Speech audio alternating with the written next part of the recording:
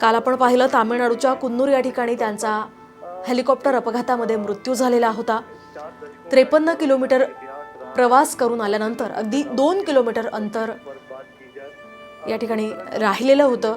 व्याख्यानाला ते वेलिंग्टन या ठिकाणी जात होते आणि त्याच दरम्यान त्यांचं हेलिकॉप्टर कोसळलं आणि हे हेलिकॉप्टर कोसळल्यामुळे त्या अपघातामध्ये सीडीएस बिपिन रावत यांच्यासह त्यांच्या पत्नी आणि सोबतच 13 अधिकारी यांचा यामध्ये मृत्यू झालेला आहे।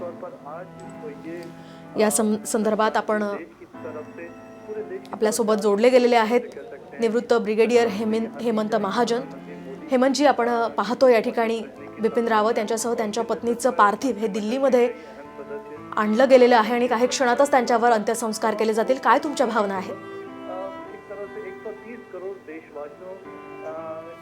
पत्नी पण त्यांच्या बरोबर जाणं हे सुद्धा दुःखाचं आहे आणि आपल्याला आठवत असेल की समाव जे भारतीय अधिकाऱ्यांच्या महिला सुद्धा या देशाच्या रक्षणाच्या याच्यामध्ये मारल्या जात आहेत। आता हे मधुलिका रावत एक आहे, त्याच्या आधी आपल्याला आठवत असेल की कर्नल जे त्रिपाठी होते 46 आसाम रायफलचे सीओ, त्यांची पत्नी त्यांच्या बरोबरच मारली गेली होती ज्यावेळेला नागा बंडखोरांचा हल्ला झाला होता। तर अशा प्रकारे स्त्रियांचं सुद्धा योगदान, पत्न्यांचं वगैरे भारताच्या सैनिकांमध्ये भरपूर आहे। अशा अनेक जण अशा ऑपरेशनल एरियामध्ये त्यांनी स्वतःचे देह गमावलेले आहेत। परंतु आपण सध्या एवढीच इच्छा व्यक्त करूया की या कुटुंबांना जे गेले म्हणजे हे जनरल रावत, त्यांच्या पत्नी आणि त्यांच्याबरोबर इतर अजून 12 जण आहेत। एक ब्रिगेडियर आहेत, एक काही शिपाई आणि काही नायक आणि हवालदार आहेत। या सगळ्यांच्या आत्म्याला शांती लाभो एवढीच इच्छा आपण सध्या व्यक्त करू शकतो। आणि याच्याशिवाय त्यांच्या कुटुंबियांना ही जे त्यांच्यावर एवढं मोठं संकट आलेलं आहे त्याला धैर्याने तोंड देण्याची त्यांना देवाकडनं ताकद मिळो ही आपण दुसरी प्रार्थना देवाला करू शकतो। हे म्हणजे तुमच्या काही आठवणी आहेत का सीडीएस बिपिन रावत यांच्यासोबतच्या?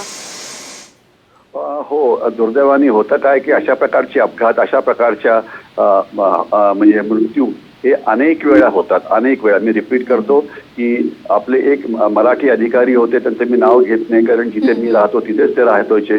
त्यांचा अपघाती मृत्यू झाला होता। त्यावेळेला त्यांच्या पत्नीचं कसं झालं होतं हे मी सांगू शकतो। त्याच्याशिवाय एकदम पुंचला असताना एक हेलिकॉप्टर कोसळले, त्याच्यामध्ये 5 जनरल्स एका वेळेला त्यांचा मृत्यू झाला। तर त्यांच्या पत्नी त्यावेळेला तिथे होत्या।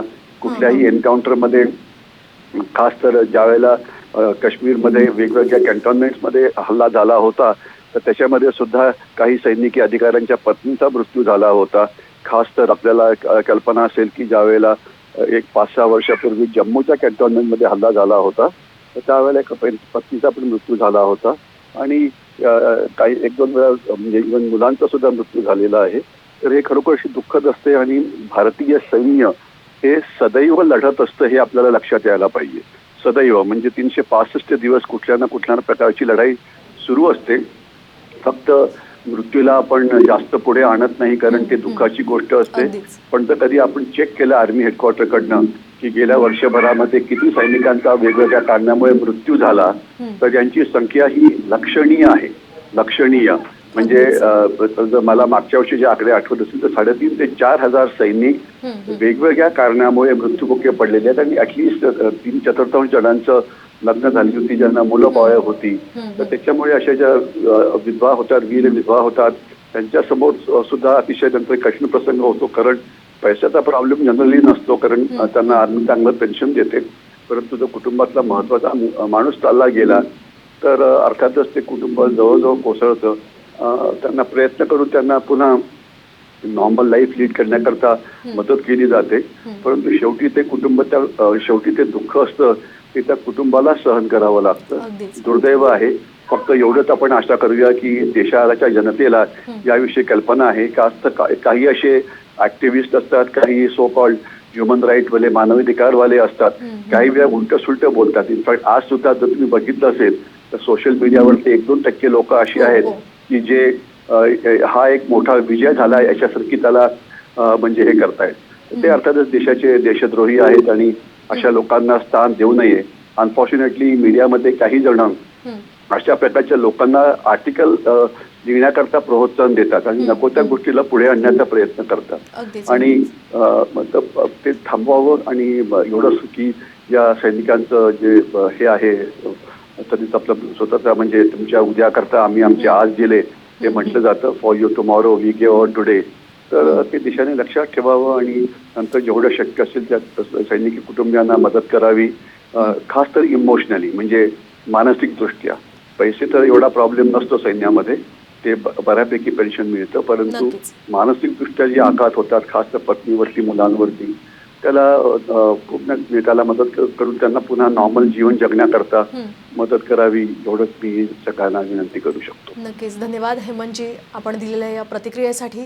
तर आपण पाहतोय अतिशय दुःखद असं वातावरण या ठिकाणी निर्माण झालेलं आहे. लष्करी इतमामात आता काहीच वेळात या बिपिन रावत आणि त्यांच्या पत्नी यांच्यावर अंत्यसंस्कार केले जाणार आहेत. याच संदर्भात बोलण्यासाठी आपले प्रतिनिधी आपल्यासोबत थेट पालम एअरबेसवरून जोडले गेलेले आहेत. संतोष शाळीग्रामजी. संतोषजी, काय त्या ठिकाणचं वातावरण आहे, काय परिस्थिती आहे सध्याची?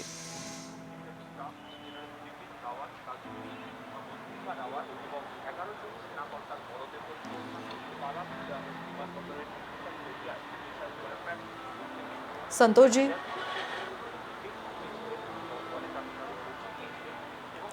काही तांत्रिक कारणास्तव आपला संपर्क त्यांच्याशी होऊ शकत नाहीये, मात्र आपण पाहू शकतो या दृश्यांच्या माध्यमातून लष्करी इतमामात अनेक सैनिकांच्या, अनेक जवानांच्या, अनेक अधिकाऱ्यांच्या उपस्थितीत आता CDS बिपिन रावत यांच्यासह अपघातामध्ये दुर्दैवी मृत्यू झालेल्या या 13 सगळ्या अधिकाऱ्यांसह त्यांच्या पत्नी मधुलिका रावत यांच्यावर देखील आता लष्करी इतमामात अंत्यसंस्कार करण्यात येणार आहेत आणि आता विमानाद्वारे त्यांचे पार्थिव हे पालम एअरबेसवर आणले जात आहेत. आपण पाहू शकतो या दृश्यांच्या माध्यमातून काल तामिळनाडू येथील कुन्नूर या ठिकाणी हे हेलिकॉप्टर क्रॅश झालेलं होतं आणि क्रॅश झाल्यानंतर हे हेलिकॉप्टर पेटलं सुद्धा होतं आणि त्यामध्येच या सगळ्या अधिकाऱ्यांचा आणि महत्त्वाचं म्हणजे CDS बिपिन रावत यांच्या पत्नीचा यामध्ये दुर्दैवी मृत्यू झालेला आहे. तर आपण पाहू शकतोय लष्कराच्या सगळ्या अधिकाऱ्यांसह जवान सैनिक या ठिकाणी उपस्थित आहे आणि त्यांना मानवंदना देण्यात येत आहे. चॉपर क्रॅश झाल्यामुळे या ठिकाणी हा दुर्दैवी अपघात झाला आणि या दुर्दैवी अपघातात या सगळ्या अधिकाऱ्यांचा आणि महत्त्वाचं म्हणजे CDS बिपिन रावत ज्यांनी देशासाठी, लष्करासाठी एवढं मोठं कार्य केलेलं आहे त्यांचा या अपघातात मृत्यू झाला. तर आपण पाहतोय दिल्लीच्या पालम एअरबेसवरची ही थेट दृश्य आहेत. सगळ्यांचे मृतदेह आता आणले गेलेले आहेत. 80% हे अधिकारी भाजले गेले होते आणि भाजले गेल्यामुळे त्यांची ओळख पटवणं सुद्धा शक्य नव्हतं. त्यामुळे DNA चाचणीद्वारे त्यांची ओळख पटवली गेली आणि त्यानंतर त्यांचे हे सगळे मृतदेह या ठिकाणी आता आणण्यात येत आहेत. तामिळनाडूहून विमानाद्वारे त्यांचे हे सगळे मृतदेह आता दिल्लीच्या पालम विमानतळावर आणण्यात आलेले आहेत. लष्करी इतमामात त्यांच्यावर आता अंत्यसंस्कार केले जाणार आहेत. आपण पाहतोय या ठिकाणची ही थेट दृश्य. आपण पुन्हा एकदा जाऊयात आमचे प्रतिनिधी संतोष शाळीग्राम यांच्याकडे. संतोषजी, काय त्या ठिकाणचं वातावरण आहे? पालम एअरबेसवर तुम्ही थेट आहात या ठिकाणी.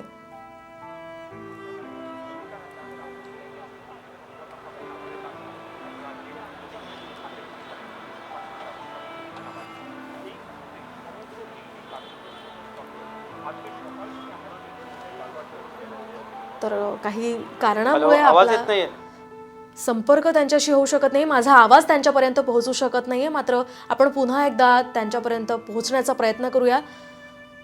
आपण पाहतोय ही दृश्य पाहतोय, त्यांचे कुटुंबीय, त्यांच्या मुली या ठिकाणी दाखल झालेल्या आहेत आणि लष्कराचे अधिकारी यासोबतच काही जवान सुद्धा या ठिकाणी दाखल झालेले आहेत आणि लष्करी इतमामात अगदी काही क्षणात त्यांच्यावर आता अंत्यसंस्कार केले जाणार आहेत. आपण पाहू शकतोय या दृश्यांच्या माध्यमातून अतिशय दुःखद वातावरणात संपूर्ण देश काल त्यांच्या प्रकृतीसाठी प्रार्थना करत होता. मात्र त्यांची मृत्यूशी झुंज अखेर अपयशी ठरली आणि CDS बिपिन रावत यांचा दुर्दैवी मृत्यू झाला. यांच्यासोबतच 13 अधिकाऱ्यांचा सुद्धा यामध्ये मृत्यू झाला. आपण पाहिलं ब्रिगेडियर यामध्ये काही होते, काही इंजिनियर्स होते, पायलट होते, तर लष्करी अधिकारी या ठिकाणी होते. मात्र या ठिकाणी एक मोठा जो धक्का आहे तो लष्करासाठी या ठिकाणी मानला जातोय. कारण स्टार 4 लेवलचा हा अधिकारी म्हणजेच बिपिन रावत देशासाठी त्यांनी अतिशय मोलाचं कार्य आजपर्यंत केलेलं होतं आणि त्यांचा अशा प्रकारे मृत्यू होणं हे अत्यंत धक्कादायक आहे. या प्रकारची प्रतिक्रिया शरद पवार यांनी देखील दिली होती. अनेक अधिकाऱ्यांनी, अनेक नेत्यांनी या संदर्भात दुःख व्यक्त केलं आणि आपल्या भावना व्यक्त केलेल्या होत्या. मोदींनी सुद्धा बिपिन रावत यांच्या जाण्यामुळे शोक व्यक्त केलेला आहे.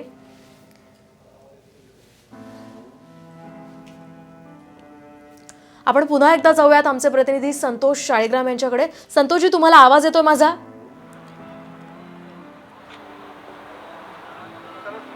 हा, येतोय आता. हां, तर आपण पाहतोय संतोषजी, या ठिकाणी अतिशय दुःखद असं वातावरण आहे. लष्करी इतमामात बिपिन रावत आणि त्यांच्या पत्नी यासह 13 अधिकारी जे या दुर्दैवी दुर्घटनेमध्ये मृत्युमुखी पडले, त्यांच्यावर आता काही क्षणातच अंत्यसंस्कार केले जातील. काय त्या ठिकाणचं वातावरण आहे?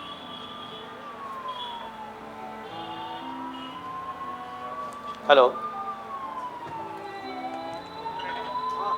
हॅलो तर आपण पाहतोय काही तांत्रिक कारणामुळे माझा आवाज त्यांच्यापर्यंत पोहोचू शकत नाहीये. मात्र या घटनेचे सगळे अपडेट्स आपण जाणून घेत आहोत या दृश्यांच्या माध्यमातून. बिपिन रावत यांचं पार्थिव या ठिकाणी आता आणलं गेलेलं आहे. त्यांच्यासोबतच त्यांच्या पत्नी मधुलिका रावत यांचं देखील पार्थिव या ठिकाणी आणलं गेलेलं आहे. त्यांच्यासोबत काही अधिकारी यांचा सुद्धा यामध्ये मृत्यू झालेला होता.